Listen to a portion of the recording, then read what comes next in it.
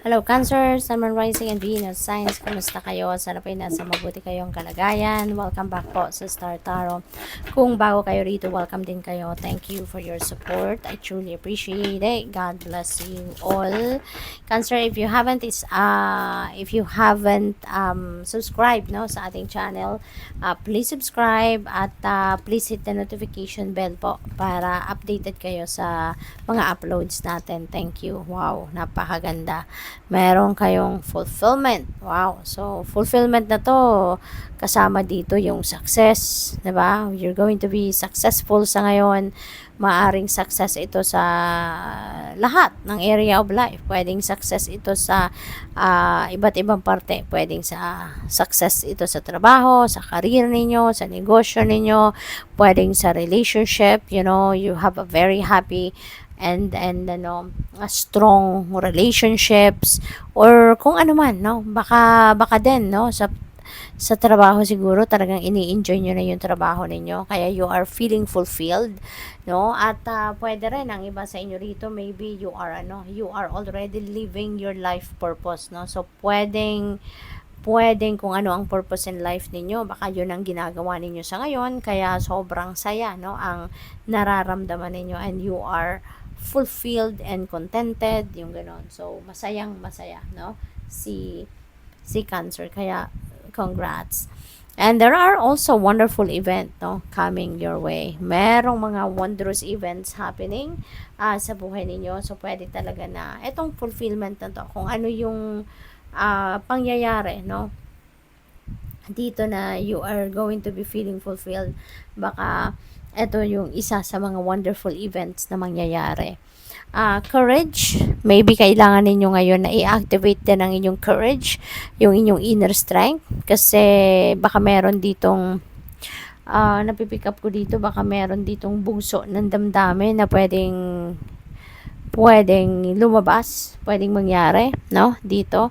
Kaya tatagan nyo lang loob ninyo, no? Tibayan ninyo loob. Kayang-kaya ninyong kontrahen ang kung anumang negative energy na maaring pumasok, no, sa kamalayan ninyo dyan. Purity. Ayan. So, of course, this is the purity of your heart, the purity of your intentions that is going to be showed off, no, sa ngayon, Cancer.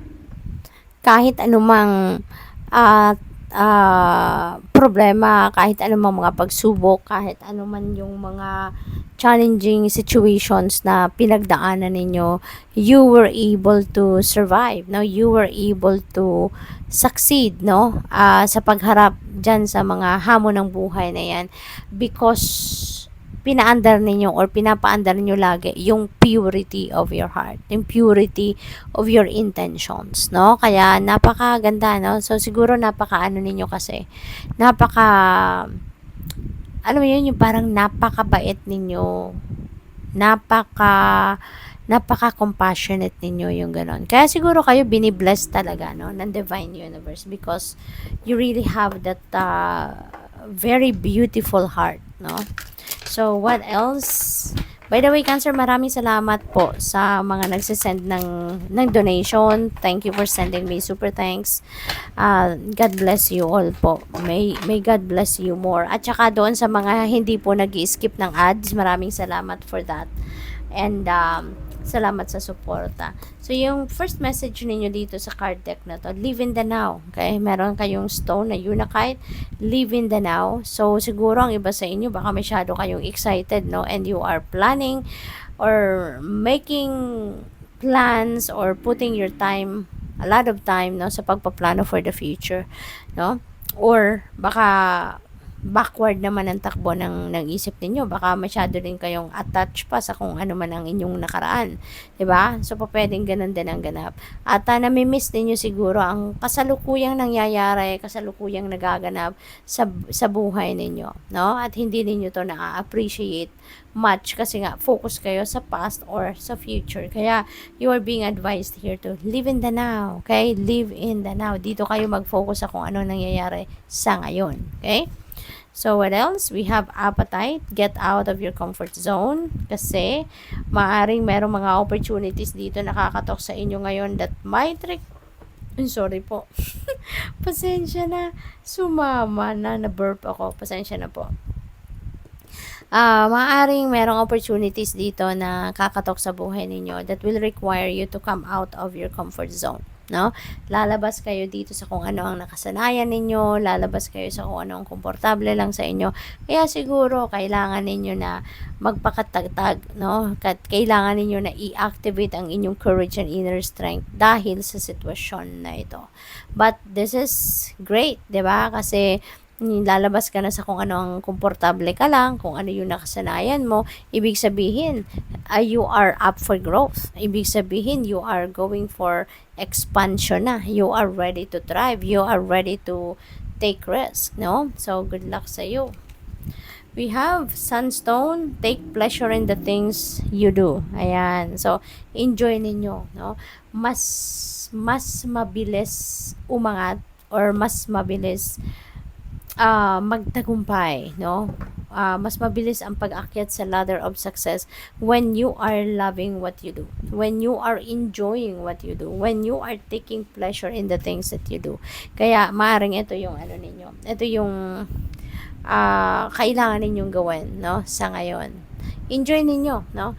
Siguro din ang iba sa inyo, maybe also you are, kasi nga may fulfillment kayo, 'di ba? So maybe whatever it is that you are doing right now, ano man ang career ninyo, ano man ang trabaho ninyo, siguro focus of your life, maybe this is your purpose. No? Baka ito na yun yung purpose in life ninyo. Kasi when you are enjoying what you do, when you are loving what you are doing, and ibig sabihin nito na you are already living your purpose. And when you are living your purpose, everything no na mararamdaman ninyo is fulfilling para sa iyo. Kaya maaari no nang iba sa inyo ang ginagawa ninyo ngayon is already what your purpose is sa buhay. Let it go, smoky quartz. Kung ano man ang hindi nagsiserve ng iyong highest good, ano man ang hindi nagsiserve ng iyong best interest, tanggalin mo na yan sa buhay ninyo, Cancer. Make room, no, for positivity. Make room for something new, no, na mas positibo, mas maganda, mas maayos, mas mapapakinabangan ninyo, mas makakatulong sa inyo na mag-progress sa buhay, no? Kaya release anything and everything no that doesn't serve your best interest anymore, because you don't need that no sa buhay ninyo anymore. Okay, so what else, tingnan natin kung ano pa ang mga messages ninyo.